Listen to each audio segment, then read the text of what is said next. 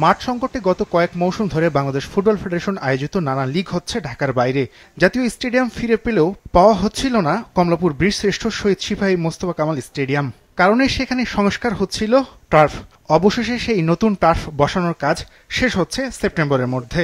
Netherlands থেকে ফিফার অর্থায়নে প্রায় 12 কোটি টাকায় 1,18,000 স্কোয়ার ফিটের নতুন টার্ফ বসছে কমলাপুর স্টেডিয়ামে। আমাদের দেওয়ার কথা ছিল এই মাসের 31 তারিখের মধ্যে, যদিও আপনারা জানেন গত কয়েক মাস যাবত মানে ধারাবাহিকভাবে প্রতিদিনই প্রচুর বৃষ্টিপাত হচ্ছে, যে কারণে আমাদের এই সাববেজ এবং টার্ফ ইনস্টলেশনে ওই সময়টা একটু বেশি লেগে যাচ্ছে। তার মধ্যেও আমরা চেষ্টা করে যাচ্ছি, আমাদের টিম কিন্তু ডে নাইট কাজ করে যাচ্ছে। সো আশা করতেছি আগামী মাসের 20 তারিখের মধ্যে দুইটোই আমাদের শেষ হয়ে যাবে। শুধু কমলাপুরের মাঠে নয়, ফিফার অর্থায়নে বাফুফের পাশের মাঠেও বসছে নতুন টার্ফ। 51,672 স্কোয়ার ফিট টার্ফ থাকছে এখানে, যে কাজ শেষ হচ্ছে এ মাসেই।